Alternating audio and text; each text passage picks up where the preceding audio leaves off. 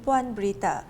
Sarawak berjaya meningkatkan pembangunan ekonomi melalui transformasi dalam beberapa sektor sejak permulaan agenda ekonomi digital pada 2018. Premier Sarawak Datuk Patinggi Tan Sri Dr. Abang Amran Mazhari Tun Datuk Abang Openg berkata, ia termasuk sektor pertanian, industri kelapa sawit, e-dagang, kewangan dan teknologi kewangan, kerajaan digital, bandar pintar, pelancongan, pembuatan dan industri perkhidmatan.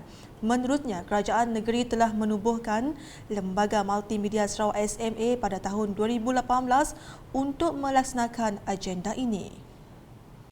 To implement this digital economy agenda, in 2018, Sarawak government established the Sarawak Multimedia Authority SMA under the Sarawak Multimedia Authority Ordinance 2017, a regulatory body to spearhead, oversee, and facilitate the development and implementation of communication, multimedia, and the state digital economy initiative.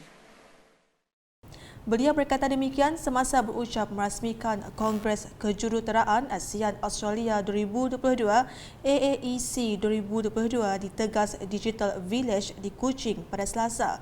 Dalam perayaan itu, Datuk Patinggi Tan Sri Abang Zahari berkata, pembangunan ekonomi ini selari dengan visinya untuk menjadikan Sarawak sebuah negeri maju dan berpendapatan tinggi menjelang 2030. The vision for Sarawak is that by 2030, Sarawak will be a developed state with a thriving economy driven by data and innovation, where everyone enjoys economic prosperity, social inclusivity, and a sustainable environment.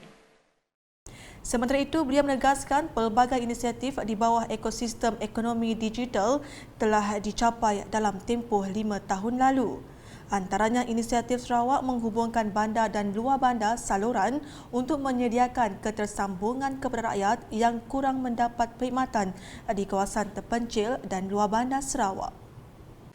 The construction of 600 communication towers is part of this initiative carried out under the Sarawak Multimedia Authority Google Telecommunication or SMART project, which is expected to be completed with mobility and MySRBN services in 2023. Our target is next year.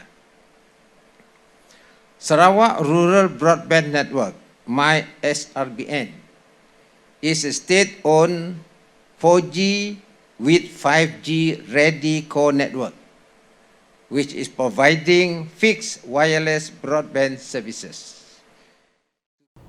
Hadir sama Timbalan Premier Sarawak Datuk Seri Profesor Dr. Sim Kuhian, Menteri Pelancongan Industri Kreatif dan Seni Persembahan Sarawak Datuk Seri Abdul Karim Rahman Hamzah, Menteri Pemberian Pertanian dan Pembangunan Wilayah Datuk Seri Stephen Rundi Utom, Menteri Utiliti dan Telekomunikasi Sarawak Datuk Julaihi Narawi, Menteri Pendidikan Inovasi dan Pembangunan Bakat Datuk Roland Sagahwiin dan Pengerusi Majlis AAEC 2022 Dennis Ong.